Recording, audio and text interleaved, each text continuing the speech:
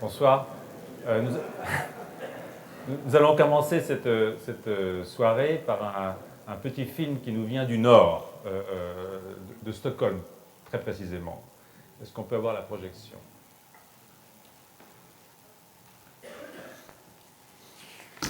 Cher Edith Heard, étant retenu loin de Paris aujourd'hui, je ne peux pas prononcer la petite introduction à votre leçon inaugurale requise par la tradition du Collège de France. Alain Prochiance, qui fut le présentateur de votre candidature à l'Assemblée des professeurs, saura de toute façon, bien mieux que je ne pourrais le faire, décrire votre parcours et les points essentiels de votre travail de recherche. Et même si je ne suis pas physiquement présent, j'aurai le plaisir de suivre, en léger différé comme on dit, votre leçon sur le site du Collège de France. Je profiterai ainsi de cette possibilité qui est maintenant offerte à tous ceux qui ne vivent pas à Paris ou qui sont en voyage et veulent néanmoins se tenir au courant de l'actualité de notre institution. Je voudrais simplement ajouter 2 remarques avant de laisser la parole à Alain Prochiance. Vous êtes anglaise et vous avez, après vos études à Cambridge, fait l'essentiel de votre carrière en France. Nous sommes heureux de constater que notre pays peut ainsi attirer les meilleurs chercheurs et chercheuses européens. En vous accueillant comme professeur, nous profitons de vos talents et de votre rayonnement pour accroître encore l'ouverture internationale du Collège de France. Ma seconde remarque est un peu liée à la précédente. Mes connaissances en épigénétique, votre spécialité, sont, comme vous vous en doutez, très superficielles. Je crois cependant que ce domaine de la génétique redonne une importance longtemps négligée au rôle de l'environnement sur l'expression des gènes et réintroduit dans la génétique une flexibilité plus grande qu'on ne l'a trop longtemps supposée. Pour un non-spécialiste, cela semble montrer que l'opposition entre Lamarck et Darwin n'est pas aussi simple qu'elle a été souvent présentée. Que ce que j'appellerais, faute de mieux, une réhabilitation partielle du lamarckisme nous vienne d'une scientifique élevée au pays de Darwin, montre que la recherche, en biologie comme dans les autres domaines, est une aventure ouverte et non dogmatique.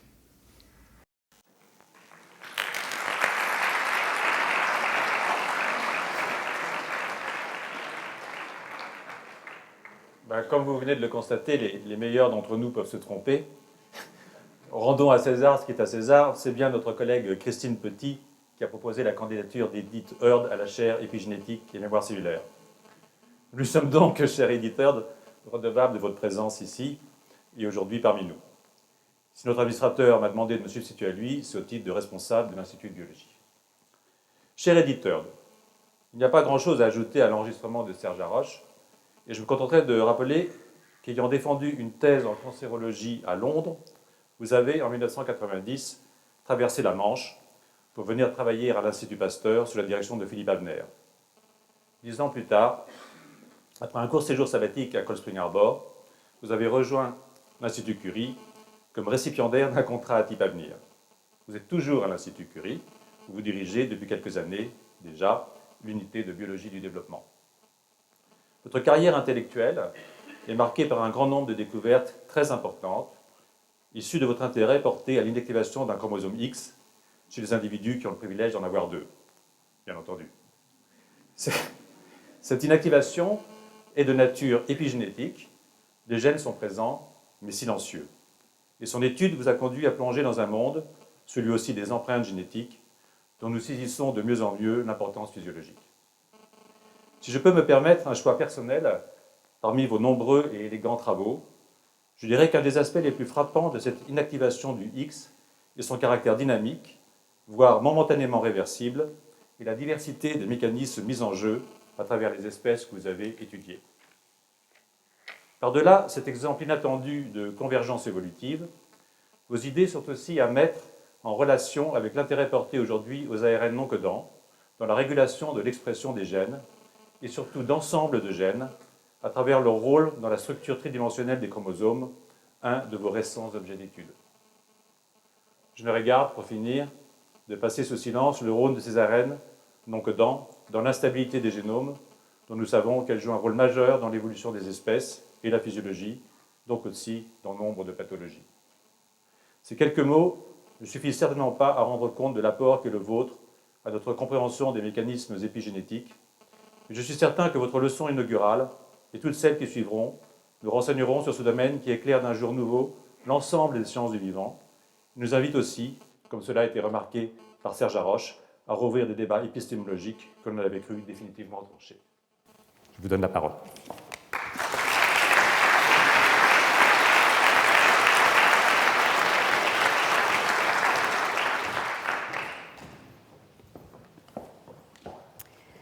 Monsieur l'administrateur en Suède, mes chers collègues et confrères, mes amis, my friends, Agapimeni Mufili, la création d'une chaire épigénétique et mémoire cellulaire inaugure pour le Collège de France, comme pour moi, une aventure nouvelle. Je me sens d'abord hautement honorée d'en avoir été jugée digne et je remercie tous les professeurs de m'accueillir aujourd'hui au sein de leur prestigieuse assemblée. Il m'importe en particulier d'exprimer ma gratitude à Christine Petit, qui m'a accordé sa confiance et son soutien constant. Je dois également dire ma très sincère reconnaissance à Pierre Corvol, qui a défendu la création de cette chaire, et à Alain Prochian, pour ses conseils, son aide et son amitié.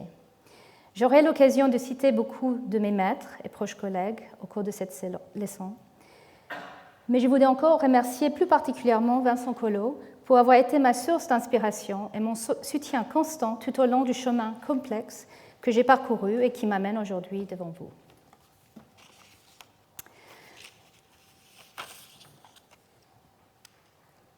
Épigénétique et mémoire cellulaire. Comme nous le verrons dans un instant, cet intitulé désigne un champ d'investigation nouveau et très riche du domaine de la biologie, qui touche aussi bien au développement des organismes et aux variations normales ou pathologiques de celui-ci, notamment en lien avec l'environnement, qu'à l'hérédité et à l'évolution. Cette nouvelle chaire se situe donc à l'intersection des différentes disciplines que sont la génétique, la biologie du développement, l'écologie et l'évolution. Avant de décrire ce nouveau champ de recherche, commençons par rappeler la découverte au milieu du siècle dernier de cette réalité extraordinaire. Les gènes sont portés par les molécules d'ADN et par celles-ci seulement. Ils forment des unités d'information inscrites dans la séquence des 4 nucléotides A, T, G et C qui composent l'ADN. Cette information détermine, code les protéines qui sont des molécules essentielles pour assurer les fonctions nécessaires à la vie. La structure de l'ADN de 2 bras complémentaires porte en elle la clé de l'extrême fidélité avec laquelle l'information génétique est transmise au travers des divisions cellulaires. C'est ainsi que la myriade de cellules composant le corps humain possède toute la même séquence de 3 milliards de nucléotides à quelques très rares variations près. Se pose alors la question de ce qui distingue, pour ne s'arrêter qu'à 2 exemples, un lymphocyte d'un neurone. La réponse est loin d'être parfaitement connue, mais nous savons depuis l'avènement de la biologie moléculaire que la régulation de l'expression génétique, autrement dit la régulation de la transcription des gènes en ARN messager ainsi que la traduction de ces derniers en protéines, est au cœur de la différenciation cellulaire. La question revient alors à se demander comment, au sein d'une cellule, seuls certains gènes sont exprimés et par quel mécanisme la cellule établit ce choix. En conserve-t-il éventuellement la mémoire alors que les conditions ayant précédé à celui-ci ont disparu, parfois depuis des temps très longs? Ou bien encore le transmet-elle de façon clonale au travers de multiples divisions cellulaires? À quoi s'ajoute cette question tout aussi importante? Comment le processus de différenciation peut-il s'inverser?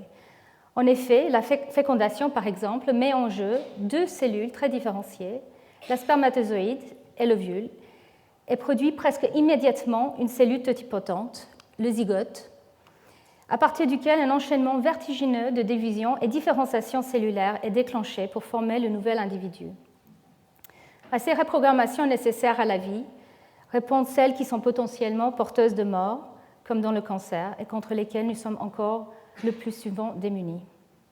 D'autre part, les travaux du japonais Shinya Yamanaka, que le comité Nobel vient d'honorer, montrent qu'il est possible de reprogrammer des cellules différenciées en cellules souches pluripotentes, et ceci avec seulement 4 gènes. Cette reprogrammation forcée, qui ouvre un fantastique potentiel thérapeutique, celui de la médecine régénérative, reste néanmoins peu efficace, car il requiert de très nombreuses divisions cellulaires pour s'établir, ce qui fait que le processus va rarement jusqu'à terme. Pourquoi? Quels sont les freins? Les réponses à cette question sont à trouver dans l'organisation du génome au sein du noyau de nos cellules, lequel génome, comme chez tous les organismes eucaryotes, est associé à une myriade de protéines et de molécules d'ADN. Cette structure nucléoprotéique complexe, appelée chromatine, Emil Heinz l'a décrit en 1928 comme existant dans deux états, l'hétérochromatine, ou chromatine condensée, pauvre en gènes, et l'euchromatine, chromatine ouverte, décondensée, riche en gènes. Malgré cette distinction, la chromatine est longtemps perçue comme essentiellement une structure d'empaquetage du génome dans l'espace confiné du noyau. Il est vrai que chez l'homme, l'ADN du génome mesure au total près de 2 mètres de long, alors que le noyau ne fait que 10 microns de diamètre. Or, nous savons maintenant que la chromatine joue un rôle déterminant dans la modulation de l'accessibilité à l'information génétique et à la mémorisation des états d'expression des gènes à travers les divisions cellulaires. Intéressons-nous maintenant au mot épigénétique. L'adjectif comme le nom sont d'usage récent. Le premier apparaît, semble-t-il, au XIXe siècle, très certainement en référence à l'épigénèse, que je définirai dans un instant. L'origine du second est, quant à elle, précisément identifiée et remonte à 1942. Conrad Hal Waddington, scientifique et philosophe britannique, est le premier à formuler de façon explicite la nécessité d'établir les liens de causalité entre génotype et phénotype pour appréhender les processus du développement. En d'autres termes, il importe à ses yeux de rapprocher la génétique, la science de l'hérédité des caractères, science créée à la redécouverte des travaux de Mendel à l'aube du XXe siècle, de l'épigénèse, la théorie du développement par élaboration progressive des formes. Cette théorie, formulée initialement par Aristote 4 siècles avant notre ère, en opposition à celle de la préformation, mais elle ne fut validée expérimentalement que bien des siècles plus tard, au XVIIIe et XIXe siècle, notamment grâce aux progrès en microscopie qui permirent enfin d'observer l'intérieur de l'œuf et les divisions cellulaires. Dans un court article, Waddington propose donc de fusionner les termes épigénèse et génétique pour désigner ce nouveau nom, l'étude des mécanismes par lesquels des gènes déterminent les caractères. Mais que savions-nous en 1942 de l'action des gènes? Rien, ou presque, mais cela n'empêcha pas Waddington d'émettre l'hypothèse que le développement embryonnaire mobilise des réseaux changeants d'interaction entre gènes, et à cet égard, il peut être considéré comme l'un des pionniers de la biologie systémique ou la biologie des systèmes. Avec un certain talent d'artiste, il illustre ses concepts par des croquis. Son dessin du paysage épigénétique, métaphore du rôle de la régulation des gènes dans le développement, est resté célèbre dans le milieu de la biologie. Waddington publie énormément sur le sujet à partir de ses observations du développement embryonnaire et de ses analyses génétiques chez les oiseaux, la mouche ou d'autres espèces. Il observe et décrit aussi les conséquences des changements environnementaux ou génétiques sur le développement. Je reviendrai à de multiples reprises dans mes cours des prochaines années sur les travaux de la pensée de Waddington, dont l'importance reste à mes yeux essentielle et insuffisamment reconnue. Au début des années 1950, plusieurs découvertes majeures ouvrent la voie à l'analyse moléculaire des relations causales entre génotype et phénotype, l'approche prônée donc par Waddington.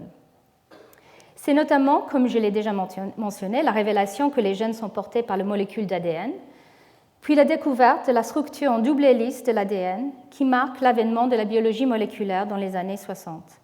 Une étape conceptuelle essentielle est franchie avec les travaux de François Jacob et Jacques Monod sur la bactérie Escherichia coli et le phage lambda dans le laboratoire d'André Leboeuf à l'Institut Pasteur. Il propose pour la première fois un modèle de régulation de l'expression des gènes par interaction d'une région spécifique de l'ADN située à proximité avec une molécule régulatrice, ARN ou protéine. Jacob et Monod suggèrent qu'un tel modèle puisse même expliquer l'expression différentielle des gènes au cours du développement. Mais comment? En 1934, déjà, le généticien Thomas Hunt Morgan avait émis l'idée de l'existence de différentes batteries de gènes entrant en action les unes après les autres au fur et à mesure du développement de l'embryon. À la fin des années 40 et au début des années 50, la généticienne Barbara McClintock propose, à partir de ses observations sur le maïs, que l'activité des gènes est régulée au cours du développement par des éléments de contrôle, qu'elle nomme également transposons, parce qu'ils sont capables de se déplacer le long du génome. Elle propose que la mobilisation des transposons, dont nous savons dorénavant qu'ils sont, avec leurs reliques, la composante majoritaire du génome du maïs et de l'homme et de beaucoup d'autres organismes eucaryotes, fait partie intégrante du mécanisme de régulation de l'expression génétique. Si cette dernière hypothèse s'est révélée fausse, quoique pas tout à fait, comme des travaux récents sur le cerveau le suggèrent, ce que dit Barbara McClintock des éléments de contrôle dont elle vient en réalité de révéler l'existence est d'une remarquable justesse. Je la cite, « Nous savons maintenant que ces éléments de contrôle peuvent modifier l'activité des gènes de nombreuses façons différentes. Ils peuvent décider de la période où le gène sera actif dans le développement d'un tissu, mais ils peuvent aussi déterminer dans quelle cellule ce gène sera actif. » Sur la base de ces différents travaux, Britton et Davidson proposent en 1969 un modèle théorique de la régulation des gènes en réseau. Selon ce modèle, des gènes de régulation codent des facteurs qui, par diverses combinaisons, activent de façon concertée plusieurs ensembles de gènes non contigus lors de la différenciation cellulaire. Durant cette même période, l'embryologie expérimentale progresse elle-même à très grands pas. Parmi les nombreuses avancées majeures, je citerai les travaux de Robert Briggs et Thomas King en 1952 et ceux de John Gurdon en 1962, qui lui valurent d'être honoré cette année par le comité Nobel aux côtés de Shinya Yamanaka. Ces chercheurs démontrent que par une série d'expériences qui feront date, qu'il est possible de transplanter dans des ovocytes énucléés de grenouilles des noyaux de cellules différenciées et d'obtenir de la sorte le développement de nouvelles grenouilles. Ces résultats prouvaient que le matériel génétique est préservé lors de la différenciation cellulaire et que le développement embryonnaire résulte de changements de l'expression du génome plutôt que de son contenu. Sur un tout autre plan, je citerai également les travaux pionniers de Nicole Edouarin, qui fut titulaire de la chaire d'embryologie cellulaire moléculaire au Collège de France. Elle met au point le système de chimère Caille-Poulet, tour de force expérimental, qui permet pour la première fois de suivre le destin des cellules précises au cours du développement, et notamment des cellules de la crête neurale, structure transitoire de l'embryon des vertébrés. Avec son équipe, elle montre que ces cellules migrent pour donner naissance à une grande diversité de types cellulaires chez l'adulte. Mais malgré ces avancées, tant en biologie moléculaire qu'en embryologie expérimentale, les liens entre l'activité des gènes et le développement restaient désespérément nébuleux. De fait, ces deux disciplines se développaient en parallèle, sans véritable dialogue. L'épigénétique piétinait, et rares étaient les chercheurs qui utilisaient ce terme. Peut-être à juste titre, à l'époque, les relations causales entre génotype et phénotype n'ont commencé à être véritablement élucidées qu'au début des années 1980. Avec notamment l'identification par Christian Nusslein-Volrath et Eric Wischhaus d'une série de mutants affectant la viabilité de l'embryon de la drosophile. Ces travaux faisaient suite à ceux du généticien Ed Lewis, qui, des années 40 à 80, réalisait l'analyse génétique systématique de mutants homéotiques, nommés ainsi parce qu'ils provoquaient la substitution d'un organe par un autre chez la mouche adulte. Deux exemples frappants sont les mutants Antennapedia, chez lesquels les antennes sont remplacées par des pattes, et Ultrabithorax, qui possède une seconde paire d'ailes en lieu et place des haltères. Nusslein-Volrath et Wischhaus, en se focalisant sur l'étude des étapes précoces du développement de la mouche, abordaient directement et pour la première fois la logique des gènes contrôlant l'embryogenèse. Ces travaux, ainsi que ceux de Walter Gehring, Spiros Artavanis-Tsakonas et d'autres, marquent la naissance de la génétique du développement et sont rapidement suivis par la découverte que nombre des gènes identifiés chez la drosophile sont conservés chez les vertébrés et assurent des fonctions semblables. C'est alors aussi que le début d'une nouvelle discipline extrêmement féconde, la génétique évolutive du développement, ou l'EVO-DEVO. Au tournant des années 80-90, le terme épigénétique vit une renaissance, tout comme il acquiert un nouveau sens. Cette évolution sémantique fait suite à la prise de conscience que certains changements dans l'expression des gènes sont transmis au travers des divisions cellulaires, voire des générations dans certains cas, et c'est là sans que la séquence d'ADN soit elle-même changée. Ainsi, en 1971, Scarano faisait valoir que ce sont des processus de modification plutôt que de mutation de la séquence d'ADN qui pourraient expliquer cette transmission stable d'états particuliers d'activité des gènes. De telles modifications ont été mises en évidence peu après, comme notamment la méthylation d'une des 4 bases de l'ADN, la cytosine. Pardon.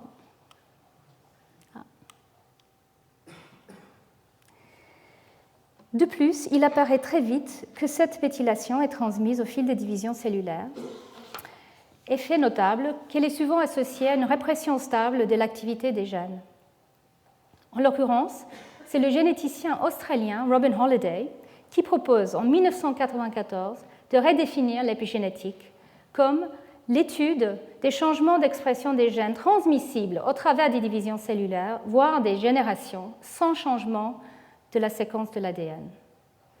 On est donc venu à l'idée que des modifications dites épigénétiques constituent des signaux régulateurs transmissibles, voire héritables, qui s'ajoutent à l'information portée par la séquence de l'ADN. Ce concept rencontre alors un succès rapide. De fait, il offrait également une explication bienvenue à plusieurs observations disparates qui, depuis des années, laissaient les scientifiques perplexes, car ils ne suivent pas les lois classiques de la génétique mendélienne. Les exemples de cette hérédité hétérodoxe ne manquaient pas. Citons pour commencer les bigarrures chez les végétaux. Barbara McClintock avait montré que certaines d'entre elles étaient liées à l'état d'activité des éléments transposables qu'elle venait d'identifier. Elle parle alors de changement de phase qui modifie la fréquence avec laquelle les transposons bougent, ainsi que les patrons spatio-temporels d'expression des gènes situés dans leur voisinage de ces éléments mobiles. Souvent régulés au cours du développement, les changements de phase sont transmis de façon clonale et peuvent également être hérités sur plusieurs générations. Nous savons dorénavant, grâce notamment aux travaux de Nina Fedorov et Rob Martinson, qui correspondent au passage d'un état méthylé des cytosines à un état non méthylé de ces transposons incriminés et vice-versa. Autre exemple, chez les mammifères, cette fois-ci, l'inactivation du chromosome X. En 1961, Mary Lyon, spécialiste de la génétique de la souris, fait cette étonnante observation. Les femelles des mammifères qui portent deux chromosomes X présentent des phénotypes insolites en mosaïque de la couleur de leur pelage, contrairement aux mâles qui sont porteurs d'un seul chromosome X et d'un chromosome Y. Un siècle plus tôt, Charles Darwin avait déjà noté cet étrange phénomène dans son ouvrage de l'origine des espèces. Quoi de plus singulier, écrit-il, que la couleur du pelage en écaille de tortue associée au sexe féminin chez le chat. D'où viennent ces phénotypes en mosaïque, propres aux femelles de mammifères? Mary Lyon propose qu'ils résultent de l'inactivation aléatoire d'un des deux chromosomes X dans chacune des cellules de l'embryon précoce, suivi du maintien stable au cours des divisions cellulaires. Dès lors que les deux chromosomes X portent des formes différentes de même gène, contrôlant par exemple la couleur de pelage, l'inactivation aléatoire de l'un ou de l'autre de ces deux chromosomes X et l'expansion clonale des cellules qui s'ensuit, résulte chez l'individu adulte en une juxtaposition de plages cellulaires, chacune de phénotypes distincts. Elle émet aussi l'hypothèse, confirmée depuis, que la chromatine sexuelle, identifiée par le cytologiste Barr dans les noyaux des cellules femelles, correspond au X inactif. En 1975, Art Riggs propose que l'inactivation du X et sa transmission stable au travers des divisions cellulaires reposent, au moins en partie, sur la méthylation de l'ADN. Cette hypothèse est validée par l'observation que les régions régulatrices situées à proximité des gènes sont en effet méthylées sur le X inactif. D'autres chercheurs découvrent par la suite que cette méthylation est fidèlement réapposée après réplication de l'ADN, à l'aide d'enzymes spécifiques, les ADN méthyltransférases, dites de maintenance. Mieux, ces activités enzymatiques peuvent être bloquées par des drogues et il se produit alors une réactivation des gènes portés par le chromosome X inactif. Un second exemple d'hérédité inattendue chez les mammifères, l'empreinte parentale. En 1986, deux embryologistes, Davor Solter et Azim Sourani, réalisent chacun des expériences pionnières de transplantation nucléaire dans les ovocytes de souris, avec l'objectif d'obtenir des embryons porteurs de deux génomes d'origine maternelle ou de génomes d'origine paternelle, des androgénotes. Dans les deux cas, ils observent une létalité embryonnaire précoce, et cela alors même que les génomes maternels et paternels portent la même information génétique. Là encore, il est rapidement établi que la méthylation de l'ADN joue un rôle essentiel dans la non-équivalence fonctionnelle des génomes d'origine maternelle et paternelle.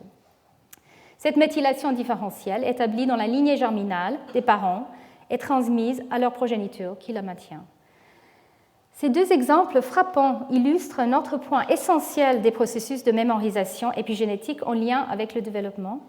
En effet, l'inactivation du X, comme l'empreinte parentale, sont effacées à chaque génération. Cette reprogrammation, ou tabula rasa, est indispensable pour que puisse démarrer un nouveau cycle de vie. Si la méthylation de l'ADN a été le premier mécanisme moléculaire associé à la nouvelle définition de l'épigénétique proposée par Robin Holliday, un autre système de transmission stable d'état différentiel d'activité des gènes commençait à être révélé chez la mouche vinaigre, qui ne méthyle pas son ADN. Il repose sur deux groupes de protéines régulatrices, Polycom et Trithorax, appelés ainsi en lien avec les phénotypes aberrants observés dans les embryons mutés pour les gènes correspondants. Les approches génétiques puis moléculaires ont montré que Polycom et Trithorax agissent de façon antagoniste sur la chromatine pour assurer non pas l'établissement des patrons d'expression des gènes homéotiques le long de l'axe antéro-postérieur de la mouche dans les tout premiers stades du développement embryonnaire, mais le maintien de ces patrons jusque chez l'adulte. En d'autres termes, les complexes Polycom et Trithorax servent à mémoriser des états d'activité des gènes au travers des divisions cellulaires. De façon remarquable, ces complexes protéiques sont en grande partie conservés chez la plupart des organismes multicellulaires, y compris les plantes qui ont évolué à partir de cellules uniques indépendamment des animaux. Ainsi donc, ce mode de régulation épigénétique serait à l'origine même de la multicellularité. C'est pendant cette période, c'est en 1990, que je rejoignais comme postdoctorante l'équipe de Philippe Avner à l'Institut Pasteur, généticien éminent de la souris qui, avec Jean-Louis Mandel, titulaire de la chaire de génétique humaine, venait d'identifier, de cartographier l'homologue murin du gène responsable de la myopathie de Duchenne. Philippe Avner est également fasciné par le processus d'inactivation du chromosome X.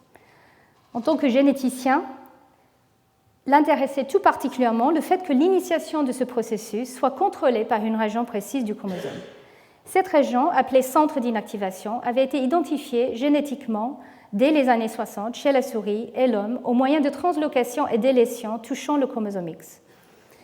Ces travaux établirent en particulier que le centre d'inactivation fonctionne sur les portions de chromosomes autres que le X présentes dans les translocations. Par ailleurs, au milieu des années 80, Martin Evans et ses collègues isolaient les premières cellules souches embryonnaires. Sahelo Ruston, ancienne élève de Maryline, montrait ensuite que la différenciation des cellules ES femelles induisait l'inactivation de l'un des deux chromosomes X. Excusez-moi. Cette découverte ouvrait donc la possibilité d'étudier ce processus in vitro plutôt que in vivo, ce qui était un avantage considérable car l'inactivation aléatoire de l'un des deux X a lieu au moment de l'implantation de l'embryon dans l'utérus, le stade le plus difficile d'accès pour des expérimentations. C'est sur la base de ces différentes avancées que Philippe Avner me proposa d'utiliser les cellules souches embryonnaires pour tenter d'identifier, par des approches de transgénèse, la région du chromosome X responsable de l'initiation de l'inactivation. Spécifiquement, nous voulions déterminer si l'insertion des transgènes sur d'autres chromosomes que le X pouvait conduire à leur inactivation et s'il était possible de leurrer des cellules OS mâles, c'est-à-dire d'inactiver le seul chromosome X qu'elles possèdent. En d'autres termes, nous voulions savoir si des transgènes pouvaient fonctionner comme des centres d'inactivation ectopiques. Le défi était né dans la taille de la région candidate, plusieurs millions de nucléotides, ce qui revenait à chercher une aiguille dans une botte de foin. Mais la chance voulut que l'aiguille fût trouvée avant que la botte ne soit complètement désintégrée. En effet, quelques mois à peine après mon arrivée à l'Institut Pasteur, un gène très inhabituel fut découvert tout à fait fortuitement par Hunt Willard et Andrea Bellabio sur le chromosomique chez l'homme, dans la région même dans laquelle se trouvent les gènes de la position de ceux-ci. Excusez-moi.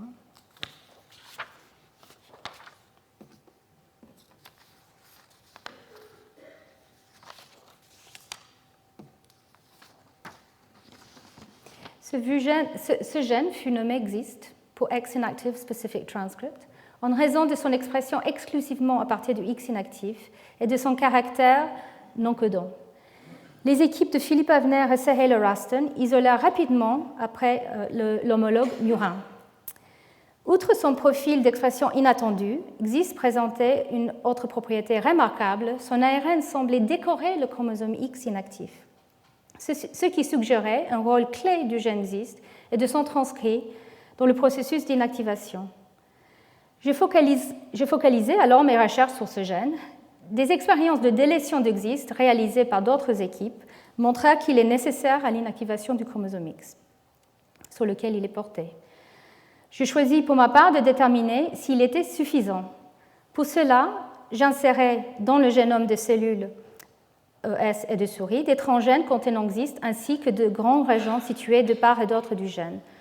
Je montrais que malgré leur grande taille, plusieurs centaines de kilobases, ces transgènes ne parvenaient pas à déclencher correctement le processus d'inactivation et qui ne contenaient donc pas l'ensemble des informations requises pour le centre d'inactivation ou pour la régulation du gène XIST.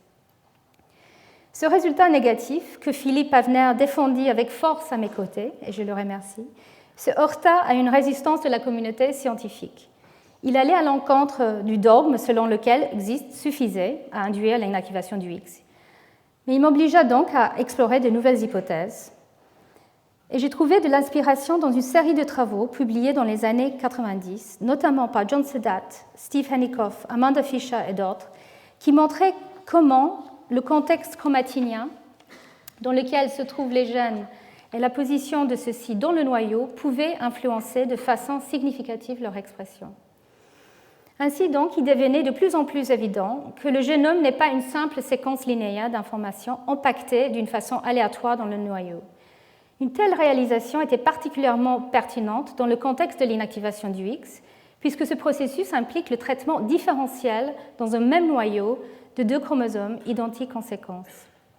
De fait, Cummings avait déjà proposé en 1968 que le confinement d'un des deux chromosomes X à la périphérie du noyau pouvait expliquer le traitement différentiel des deux chromosomes.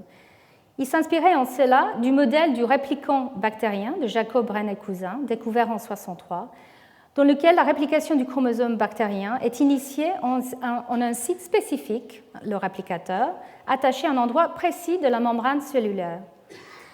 Sur la base de ces considérations, je souhaitais, pour ma part, explorer la possibilité que le centre d'inactivation possède, à distance du gène XIST, des séquences impliquées dans la formation de structures chromatiniennes particulières ou dans le confinement du locus en un endroit spécifique du noyau.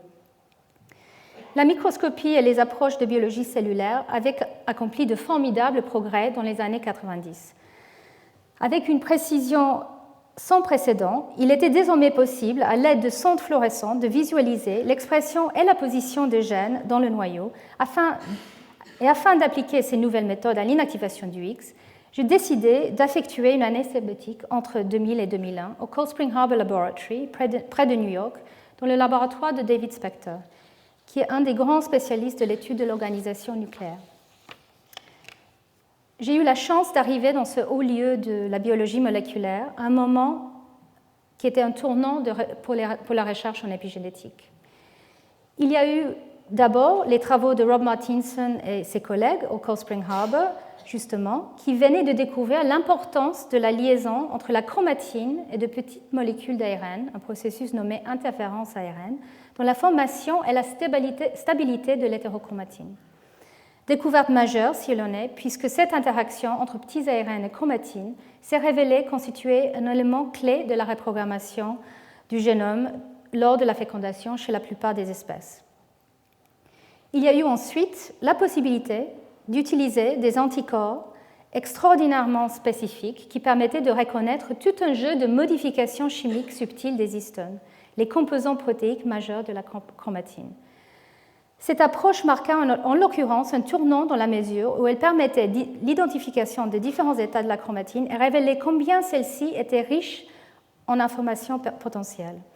C'est effectivement en 2001 que l'hypothèse d'un code d'histone analogue au code génétique était proposée indépendamment par Dave Alice et Brian Turner. Selon ces chercheurs, des combinaisons d'histones modifiées forment des signaux qui recrutent des facteurs spécifiques. En se liant à la chromatine, ces facteurs modulent l'activité des gènes et d'autres fonctions du génome. En outre, ces histones modifiées pourraient constituer des marques épigénétiques transmettant des changements de caractère héritables, une hypothèse aujourd'hui qui est toujours en débat. Pendant mon séjour à Cold Spring Harbor Laboratory, ce séjour me permit de montrer, en collaboration avec Dave Alice et David Spector, que les chromosomes X, actifs et inactifs, se distinguent par plusieurs modifications d'histones, ce qui laissait effectivement entrevoir la possibilité d'une mémoire épigénétique reposant non seulement sur des méthylations de l'ADN, mais aussi sur des modifications chimiques des histones et d'autres protéines qui leur sont associées. Aujourd'hui encore, les chercheurs sont en quête de protéines écrivaines qui établissent ces modifications chimiques des histones et des protéines lectrices qui se lient aux histones modifiées. En 2001, au demeurant, plusieurs groupes découvrent déjà que les protéines du groupe Polycom forment un système de protéines écrivains-lecteurs qui contribuent au maintien de l'état silencieux du chromosome X. Notons que cette nouvelle ère, marquée par l'exploration de la chromatine dans ses variations intimes, a conduit à un nouvel usage du terme épigénétique. C'est Adrian Bird qui, en 2007, formalise ce second changement sémantique depuis Waddington. L'épigénétique peut être considérée comme l'étude des adaptations structurales des régions chromosomiques qui permettent d'enregistrer, de marquer ou de perpétuer des états modifiés d'activité des gènes. Cette définition va donc au-delà du concept plus strict d'un changement héritable des fonctions des gènes proposés par Holliday. Armée des outils et approches que j'avais développés à Cold Spring Harbor, je monte en 2001 ma propre équipe à l'Institut Curie à Paris pour continuer l'exploration du processus d'inactivation du chromosome X. L'Institut Curie offrait un environnement idéal pour cette nouvelle étape. En effet, je rejoignais l'unité dynamique nucléaire et plasticité du génome, dirigée par Geneviève Almusny, certainement l'une des plus grandes spécialistes de l'étude de la chromatine. Je voudrais dire ici combien Geneviève m'a apporté et la remercier pour son énergie communicative comme pour son soutien indéfectible. Grâce à la direction visionnaire de Daniel Louva, directeur de la section de recherche de Curie, l'Institut offrait aussi l'un des rares lieux en France où biologie, chimie, physique et médecine étaient réunis avec autant de réussite et bonheur. Mon arrivée à l'Institut Curie a coïncidé avec le développement des techniques de microscopie permettant d'explorer à l'échelle de la cellule unique l'activité des gènes en relation avec l'état de la chromatine et le positionnement nucléaire. Grâce à ces techniques, nous pouvions dorénavant suivre les différentes étapes de l'inactivation du X avec une formidable précision, et cela dans des cellules vivantes. Dès lors, nous pouvions décrypter les mécanismes responsables du traitement différentiel des deux chromosomes X dans le même noyau et analyser la dynamique des changements chromatiniens sur différentes échelles du temps, au cours du cycle cellulaire, de l'embryogenèse et tout au long de la vie d'un individu, et tant dans des situations normales et pathologiques comme le cancer que chez la souris et dans d'autres espèces. Notre premier objectif était de déterminer si la localisation nucléaire du centre d'inactivation jouait un rôle quelconque dans sa fonction. Nous avons montré tout d'abord que les deux centres d'inactivation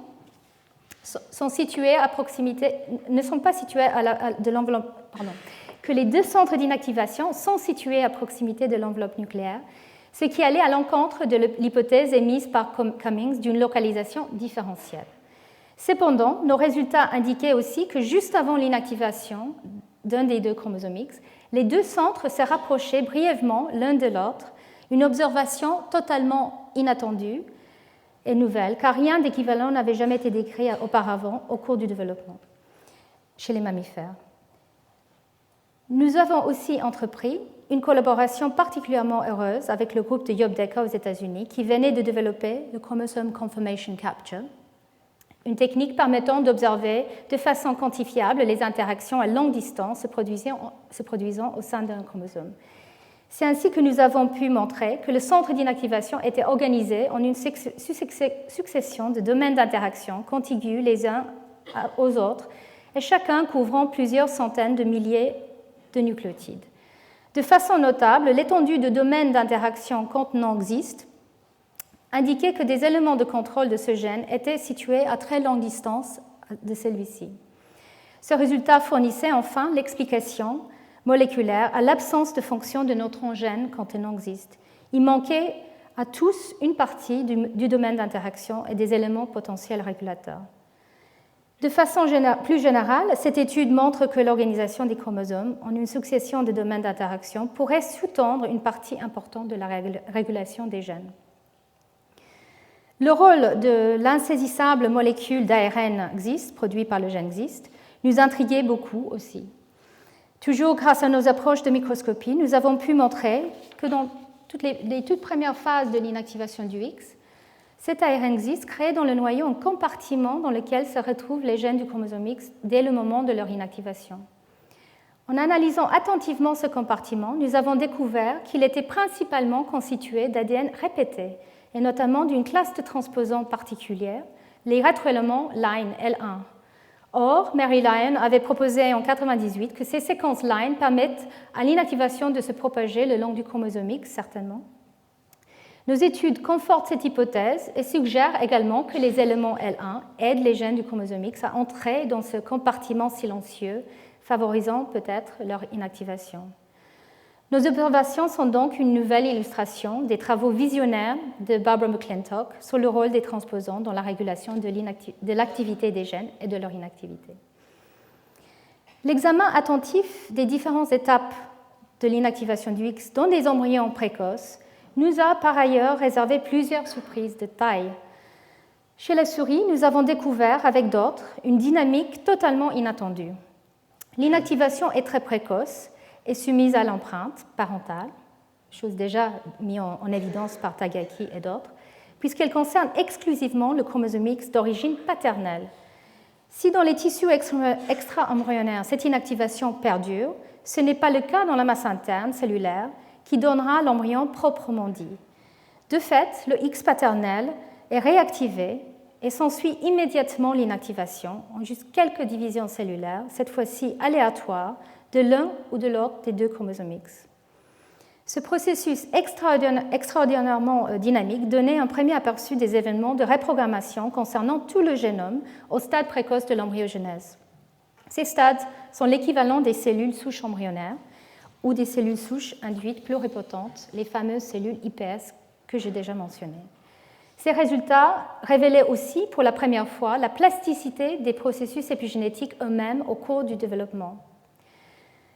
Nous nous sommes évidemment demandé quelle pouvait être la raison d'être d'une telle dynamique qui voit l'inactivation établie une première fois, puis effacée, avant d'être établie à nouveau quelques divisions cellulaires plus tard.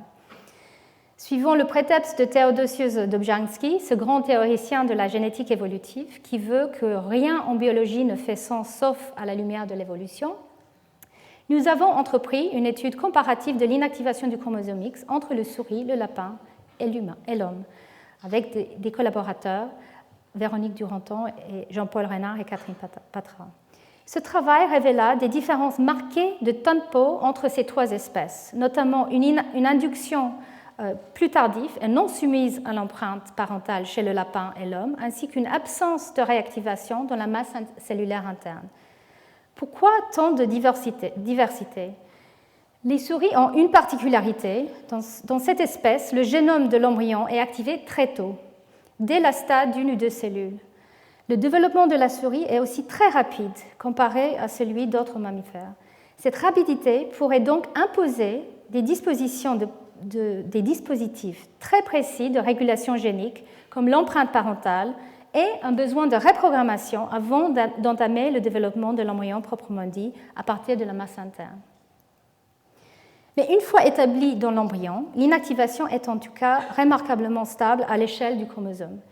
D'où vient cette stabilité?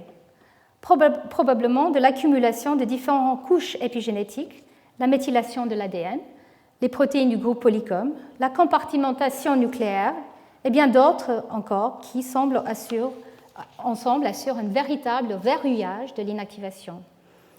Mais il arrive que l'inactivation du chromosome X montre des failles. Nos travaux, effectués en collaboration avec le Dr Anne Salomon de l'Institut Curie, indiquent que certains cancers du sein sont associés à une instabilité de l'inactivation du chromosome X. Comme vous voyez ici, l'ARN existe et les marques épigénétiques, les marques de la chromatine, sont bien associées au niveau du X inactif. Dans des cellules tumorales, il y a une dispersion de l'ARN existe en rouge, et les marques de la chromatine semblent être associées avec d'autres régions du génome. D'autres interrogations restent en suspens, et notamment celles concernant la réactivation du chromosome X normal, cette fois-ci dans la lignée germinale. Comment s'opère cette réversion?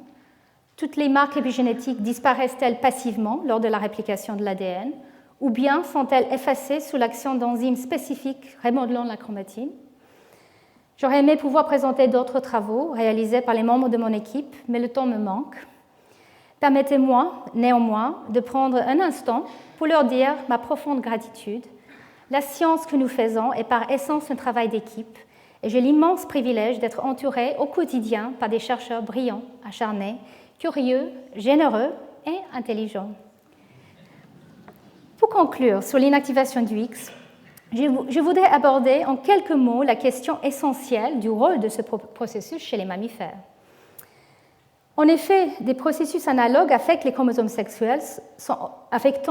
sexuels sont observés chez de très nombreuses autres espèces, comme la drosophile, qui cette fois double l'expression des gènes portés par le chromosome X chez le mâle, ou encore le nématode, qui réduit de moitié l'expression des gènes sur chacun des deux chromosomes X chez l'hermaphrodite. Or, l'ensemble de ces observations suggère un rôle essentiel de ces processus dans la compensation des doses des chromosomes X entre mâles et femelles. De fait, nous savons que des déséquilibres de doses peuvent avoir des conséquences graves, comme l'illustre de façon dramatique la trisomie 21 chez l'homme. Cette compensation de doses donne matière à réflexion.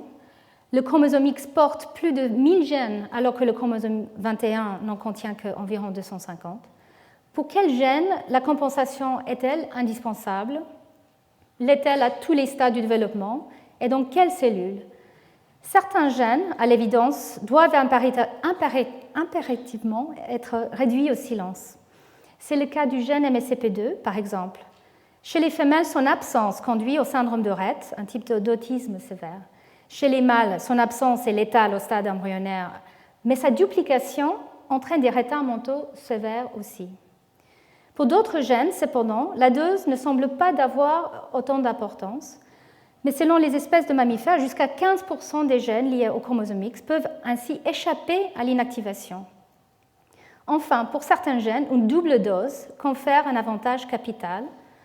C'est peut-être le cas pour le gène ATRX, par exemple, qui échappe à l'inactivation, précisément parce qu'il code une protéine intervenant dans le remodelage de la chromatine et que ce remodelage, à son tour, participe à l'inactivation du X dans certains lignages cellulaires. Tous ces travaux en attestent. Le chromosome X n'est pas une entité homogène soumise à des lois univoques. Au contraire, il compose, comme les autres chromosomes, une assemblée disparate de gènes, chacun doté d'un rôle précis et d'une expression spécifique. Cette variabilité entre gènes et pour chaque gène entre lignages cellulaires indique donc que les femelles de mammifères ne sont pas seulement des mosaïques quant à l'expression respective de leurs deux chromosomes X, elles sont aussi mosaïques quant au patron de l'expression de nombreux gènes liés à l'X. Cela leur confère-t-il un avantage par rapport aux mâles qui n'ont qu'un seul X? À l'évidence, les mâles présentent une vulnérabilité immédiate à toute mutation d'un gène lié à l'X. les travaux de Jean-Louis Mondel, Christine Petit et d'autres sur les syndromes liés à l'X en sont des illustrations frappantes. Mais au-delà, le répertoire élargi de phénotypes cellulaires que donnent les gènes liés à l'X chez les femelles leur procure-t-il un avantage quelconque? Une telle question est en soi neutre, mais je ne peux résister au plaisir, un brin provocateur, de conseiller la lecture du poème de Rudyard Kipling, The female of the species is more deadly than the male. Il est maintenant temps de conclure. Rappelons que l'intitulé de cette chaire est double et comporte l'expression mémoire cellulaire. En effet, la notion de maintenance d'un état cellulaire vaut tant au travers des divisions cellulaires qu'au fil du temps. Par ailleurs, cette mémoire cellulaire concerne aussi bien l'activité des gènes que le repliement des protéines ou la structure cellulaire. J'aurai à cœur de développer ces différents aspects dans mes cours. Mais où en sommes-nous aujourd'hui avec l'épigénétique? Depuis une dizaine d'années, l'épigénétique exerce une fascination croissante sur le public. Le séquençage du génome humain complet, au début des années 2000, a joué un rôle catalyseur. Cet exploit a marqué pour l'humanité une étape aussi excitante que terrifiante, en ce qui nous confronte à la réalité et peut-être à la fatalité de notre patrimoine génétique. Il ouvre la possibilité que tous nos caractères, nos forces, nos faiblesses, nos prédispositions à des maladies soient lus dans le livre de notre génome, avec toutes les questions éthiques et philosophiques que cela soulève. L'épigénétique crée au fond l'espoir que nous sommes plus que la séquence de nos gènes. Cette idée est sans doute à l'origine de la formidable explosion d'intérêt que suscite ce champ d'études dans les médias et le grand public. Pouvons-nous échapper à la fatalité de notre destin génétique? Ce que nous mangeons, l'air que nous respirons et même les émotions que nous éprouvons peuvent-ils influencer non seulement l'expression de nos gènes, mais aussi celle de nos enfants et petits-enfants? Il est certain que notre environnement modifie l'expression de nos gènes et qui peut parfois conduire à des changements stables de nos caractères et même, dans certains cas, à l'apparition de maladies. Mais dans quelle mesure ces changements peuvent-ils être transmis d'une génération à l'autre? C'est une autre affaire. Ces dernières années, on a découvert l'existence d'une hérédité de certains caractères qui n'est pas fondée sur des changements de la séquence de l'ADN. Transmise au fil des générations, cette hérédité semble avoir une importance particulière dans le règne végétal, mais a été aussi proposée comme une explication possible de l'hérédité manquante dans les études de génétique d'association pangénomique, les GWAS, chez l'homme, qui ont explosé ces derniers temps. Des projets, donc IWAS, ont même déjà été lancés visant à identifier à l'échelle du génome cette éventuelle composante épigénétique de la susceptibilité à diverses maladies humaines. Mais quelle est l'importance du rôle de l'environnement dans cette hérédité épigénétique? Cette question est loin d'être résolue, malgré les effets d'annonce qui ont conduit à un étonnant regain d'intérêt pour la thèse de Lamarck de l'héritabilité des caractères acquis. Autrement dit, c'est l'idée selon laquelle des caractères acquis durant la vie de l'individu, sous l'effet des changements de l'environnement, peuvent être transmis aux générations suivantes. L'interrogation ultime est celle de l'importance des processus épigénétiques dans l'évolution.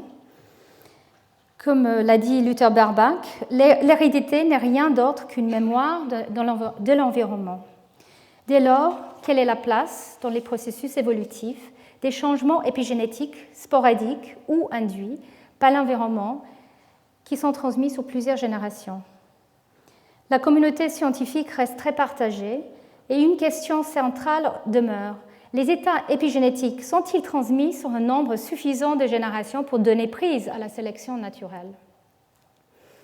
La popularité de l'épigénétique, liée à l'intérêt croissant que lui portent les médias, n'est pas sans danger. Elle mélange les données scientifiques avérées aux informations les plus fantaisistes. Cette confusion peut être très préjudiciable au progrès des connaissances, mais fort heureusement, les recherches dans ce domaine progressent à un rythme saisissant. Elles devraient permettre de clarifier ces notions dans les années à venir. Cette chaire me confère la responsabilité de communiquer de façon claire et précise sur les recherches et les concepts qui font ce champ scientifique émergent. Cela tout en montrant les espoirs et les craintes que peuvent susciter ces études. Le défi est d'autant plus grand que, comme nous l'avons vu, le sens du terme épigénétique ne cesse d'évoluer. Je vous remercie.